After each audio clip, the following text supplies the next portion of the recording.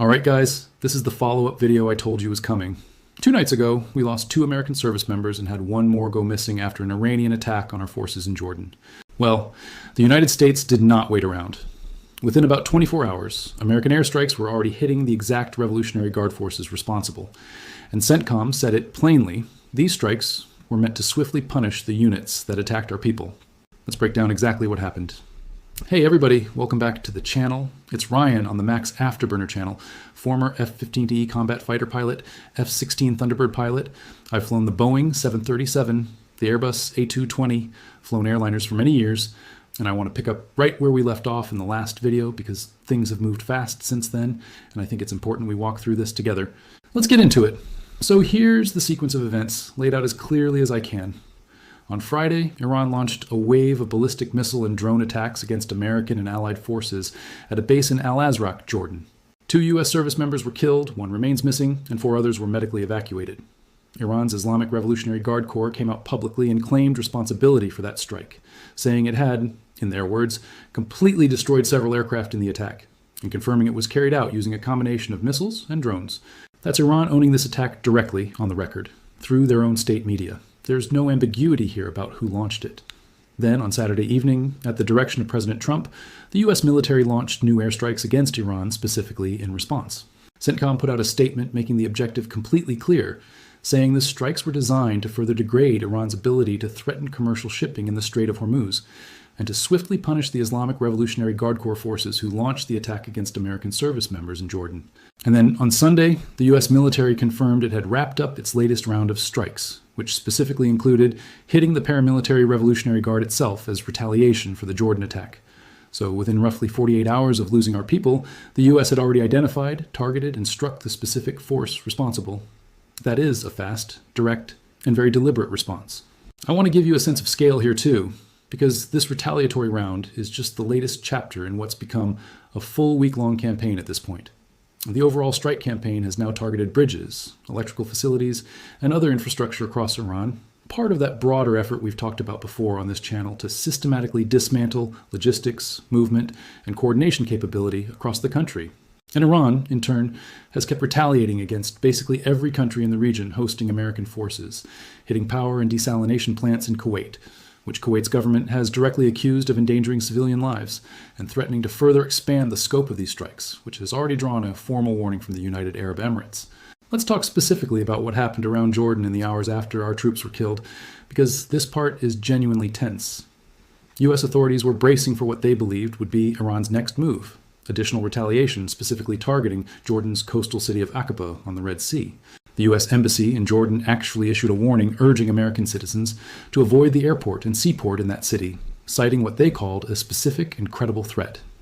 Israel's military also detected a missile launch aimed toward that same city and issued its own warning to residents about the possibility of debris falling into Israeli territory. In response, Kuwait, Bahrain, and Jordan all activated their air defense systems simultaneously to prepare for further incoming Iranian attacks. That's 3 separate countries, all bracing at the same time, all activating full air defense postures in anticipation of continued Iranian retaliation, just in the hours following our initial response strike. I also want to point out something that puts today's losses into a much larger, sobering context.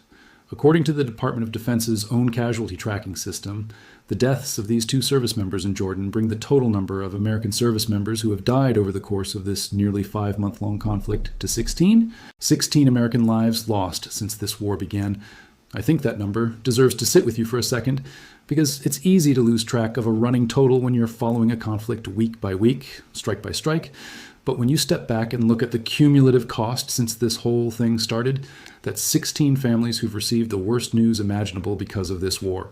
Let's talk a bit about the specific IRGC claims here too, because I think it's worth walking through exactly what Iran itself has said about this attack.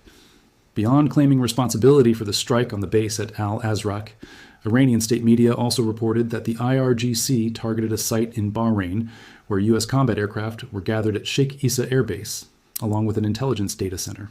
And on late Friday, the IRGC put out a separate claim regarding 2 oil tankers, alleging they were being directed by what Iranian state media described as deceptive American intelligence agencies. So you're seeing Iran run a pretty aggressive public messaging campaign around all of this, not just carrying out these attacks, but actively publicizing and taking credit for them in real time through their own state media apparatus, which is honestly a notable shift in how open they've been about claiming responsibility for strikes against American forces specifically.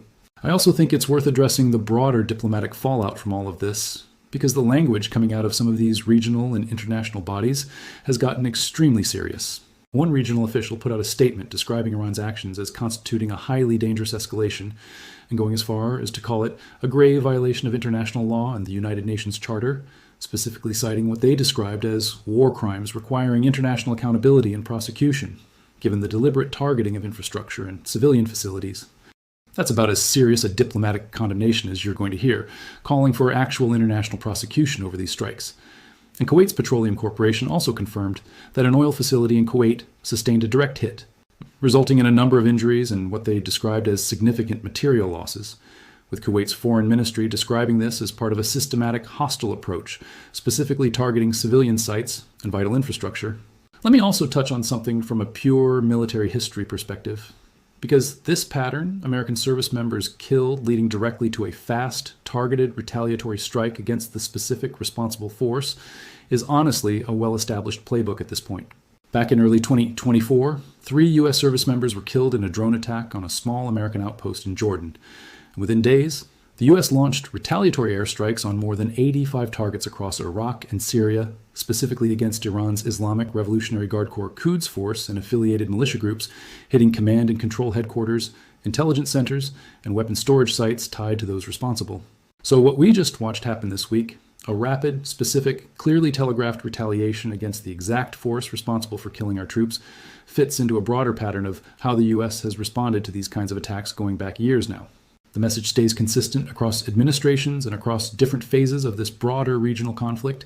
If you kill American service members, the response is going to be fast, and it's going to be aimed specifically at you. Now, let's talk about why hitting the IRGC specifically, rather than just striking generic Iranian military targets, matters so much here. The Islamic Revolutionary Guard Corps isn't Iran's conventional military. It's a separate, ideologically driven paramilitary force that answers more directly to Iran's supreme leader, then to the country's regular armed forces chain of command, and it's specifically the branch responsible for a huge amount of Iran's asymmetric warfare capability, the drone programs, the missile forces, the proxy militia relationships across the region. When CENTCOM specifically calls out punishing IRGC forces by name, that's a deliberate signal. It's the U.S. saying, we know exactly which part of your military apparatus pulled this trigger, and we're not just striking Iran broadly, we're going after the specific organization responsible. That kind of precision in both the intelligence and the messaging matters, because it shows accountability is being applied specifically to the guilty party, rather than just broad, undifferentiated retaliation against the country as a whole. Let me dig a little deeper into the Al-Azraq base itself, because I think understanding the location adds important context to how this attack unfolded. Al-Azraq has been a significant American and coalition presence in Jordan for years, situated in the eastern desert region of the country, and it's exactly the kind of forward-positioned facility that supports operations across this broader theater. When the IRGC claims to have completely destroyed several aircraft in an attack like this, that's a serious claim about the scale of damage inflicted, and even accounting for the tendency of any combatant to inflate the success of their own strikes in public messaging. The fact that we lost 2 service members and had a third go missing tells you this wasn't some minor glancing attack. This was a significant, coordinated strike using both missiles and drones together, which is a combination specifically designed to overwhelm air defense systems by presenting multiple different types of threats with different speed and altitude profiles arriving at the same time. I also want to spend more time on the Aqaba warning, because I think that specific detail is one of the more alarming pieces of this entire update. Aqaba isn't just any city, it's Jordan's only coastal city, its access point to the Red Sea, and a critical piece of infrastructure for Jordanian trade and commerce. When the U.S. Embassy issues a warning specifically citing a credible threat to that city's airport and seaport, and when Israel's military separately and independently detects an actual missile launch aimed in that direction, that tells you the intelligence picture here wasn't speculative or based on general pattern of life analysis. That was specific, actionable warning based on real detected activity. And the fact that Israel felt compelled to warn its own citizens about the possibility of debris falling into Israeli territory from an intercept over or near Aqaba shows you just how tightly linked the air defense picture has become across this entire region. A missile aimed at Jordan can have direct safety implications for people in Israel, and vice versa, depending on where an interception actually happens in the sky. Let's also talk more about the simultaneous air defense activation across Kuwait, Bahrain, and Jordan, because I think that detail deserves more attention than it usually gets in coverage like this. Air defense systems, whether we're talking about Patriot batteries, other interceptor systems, or the broader early warning and radar networks that feed them, require constant operator attention, constant readiness, and enormous logistical support to keep running at full alert status. Doing that across 3 separate countries simultaneously, all bracing for potential incoming attacks at the same time, represents an enormous coordinated effort, likely involving direct communication and intelligence sharing between all 3 of those governments and the U.S. military command structure overseeing operations in that region. That kind of tight, real-time coordination across multiple sovereign nations, all reacting to the same threat picture at the same time, is honestly one of the more impressive but also more exhausting aspects of how this conflict has been managed from a defensive standpoint. I want to spend some more time on the IRGC's public messaging strategy too, because I think it reveals something important about how this phase of the war is being fought, not just militarily, but in the information space as well. Claiming responsibility publicly through official and semi-official state media channels for a strike that killed American service members is a notable choice. In a lot of conflicts, especially ones involving proxy forces or plausible deniability, attacking parties often prefer ambiguity, letting speculation and uncertainty do some of the work, rather than directly claiming credit for an attack on a major power like the United States. The fact that the IRGC came out directly and took credit, describing the destruction of aircraft in specific detail, tells you Iran's current leadership sees value in demonstrating capability and resolve publicly, both to their own domestic audience, especially given everything we've talked about on this channel regarding the internal political pressure this regime is currently facing, and to the broader international community, as a way of showing they're willing and able to strike back hard against American forces despite the ongoing campaign against them. Let me also touch on the broader pattern of infrastructure targeting that's been running alongside all of this, because it connects directly to why Kuwait in particular has become such a focal point of civilian suffering in this conflict. The strikes on Kuwait's power and desalination plants aren't isolated incidents. They're part of a sustained pattern that Kuwait's own government has directly and repeatedly condemned, describing it as a systematic hostile approach, specifically targeting civilian sites and vital infrastructure.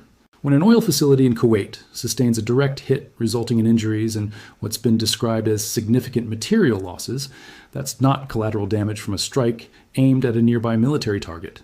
That's the direct result of attacks on infrastructure that has no military purpose whatsoever, infrastructure that millions of ordinary Kuwaiti civilians depend on for electricity and drinking water every single day.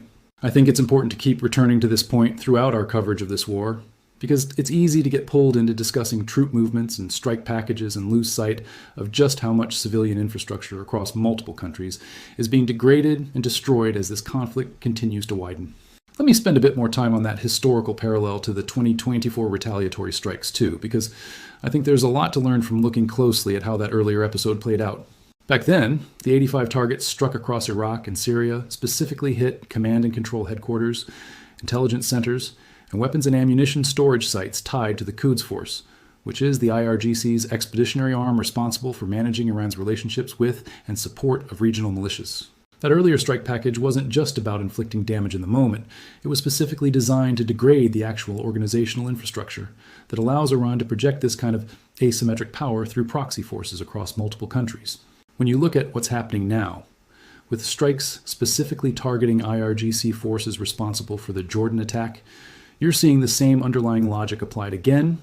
Go after the actual organizational and operational capability of the specific unit responsible, not just generic targets somewhere in the country. That consistency in approach across different administrations and different specific incidents tells you this has become something like an established doctrine for how the U.S. responds when American service members are killed by IRGC or IRGC-affiliated forces, identify the specific responsible organization, and strike its actual operational capability directly. I also want to dig into the international law dimension of all this a bit further, because the language being used by regional officials condemning Iran's actions is genuinely significant. Describing attacks on civilian infrastructure as war crimes requiring international accountability and prosecution isn't just strong political rhetoric. It's language that specifically invokes established frameworks under international humanitarian law, the Geneva Conventions, and related bodies of law that draw a clear distinction between legitimate military targets and protected civilian infrastructure like power plants and water desalination facilities. When international bodies start using that specific kind of legal language, it signals a shift toward potentially building a formal case for international accountability down the road, whether that ultimately plays out through bodies like the International Criminal Court, through United Nations mechanisms, or through some other international legal framework. Now, I want to be honest with you, these kinds of international legal processes tend to move incredibly slowly, and enforcement mechanisms for holding state or paramilitary actors accountable for these kinds of violations have historically been limited and difficult to actually carry out in practice. But the fact that this language is already being used this early and this directly in the conflict tells you the international community is already starting to document and characterize these actions in a way that could matter significantly for how this war and its aftermath gets understood and potentially adjudicated for years to come.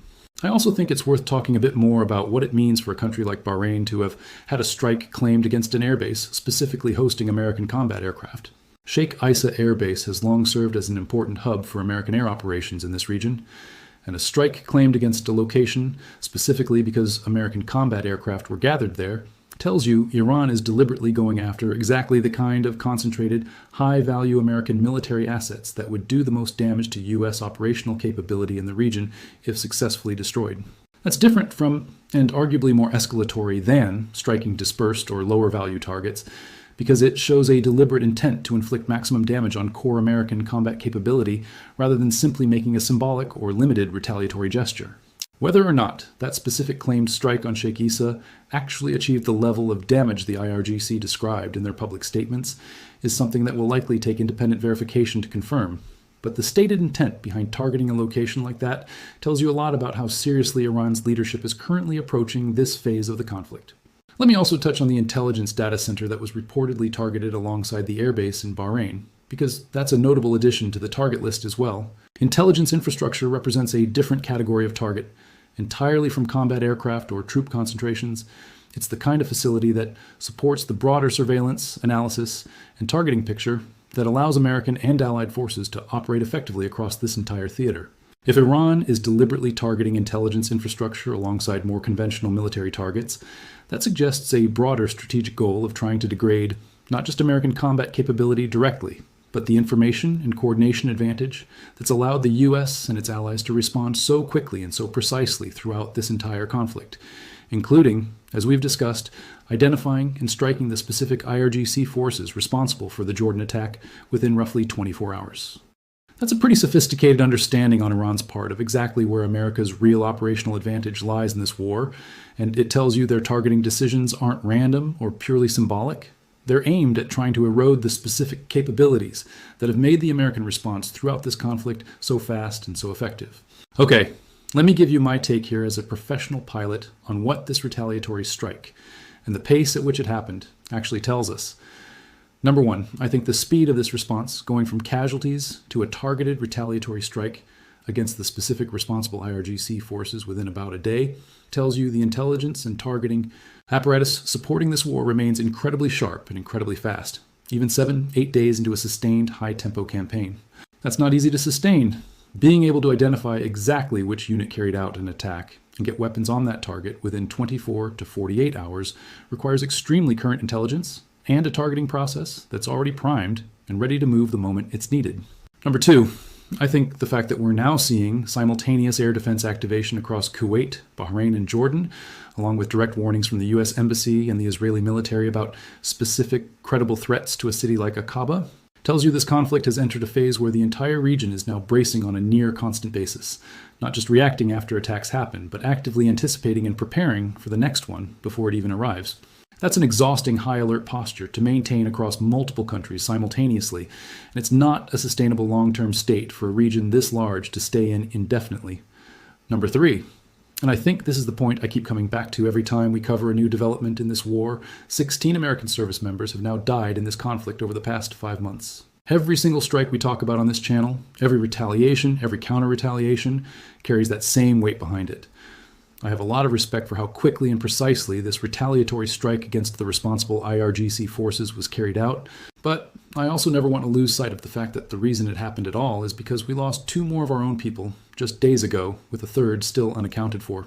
And I think that number, 16, is going to keep climbing as long as this conflict continues at this pace. which makes me think, more than anything else, about what an eventual resolution to this war actually needs to look like. One that doesn't just end the immediate exchange of strikes, but that actually addresses the underlying causes that keep pulling both sides back into this cycle of attack and retaliation every single time a fragile peace framework starts to take shape. There's also a fourth point I want to add here, because I think it rounds out this analysis.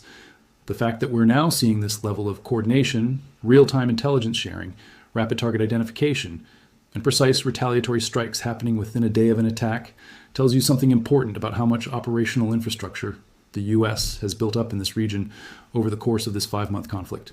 This isn't a capability that gets stood up overnight. It requires sustained presence, sustained intelligence gathering, and sustained relationships with partner nations like Jordan, Kuwait, and Bahrain, all of whom are actively coordinating their own defensive postures with American forces in real time. That kind of deep, integrated operational partnership is exactly what allows a response this fast and this precise to happen. And it's worth remembering that none of that infrastructure existed in this specific configuration before this conflict began. It's been built, tested, and refined under fire, night after night, over these past several months. All right, that's my breakdown of the retaliatory strikes on the IRGC forces responsible for the attack in Jordan. Let me know down in the comments what you think this means for where this conflict heads next. And please keep the families of everyone we've lost in this war in your thoughts. I know a lot of you have been asking in the comments on previous videos whether you think this cycle of strike and retaliation can actually be broken. And honestly, watching how fast both sides have continued escalating this past week, I think we're still a long way from any kind of durable resolution. Every time it looks like there might be an opening for a real diplomatic off-ramp, like we saw with that memorandum of understanding back in June, something happens that pulls both sides right back into another round of strikes. And unfortunately, this time, it was the loss of 2 more American service members that triggered the latest escalation. I'll keep bringing you updates on this as fast as they develop, because I think it's important for all of you watching to have an accurate, informed picture of what's actually happening over there, straight from someone with an aviation and combat background who can help translate the military terminology and tactics into something everyone can understand. If you found this update helpful, go ahead and hit that like button for me. It genuinely helps get this coverage out to more people, and subscribe to the channel if you haven't already, because I'll keep bringing you updates as this develops. Go ahead and follow me on X, follow me on Instagram, links in the description, and join the Max Ready Room if you want priority replies. During the live streams, I'm doing those pretty much daily right now, given how fast this situation keeps moving. This is Ryan, also known as Max Afterburner, also known as the fighter pilot next door, signing off.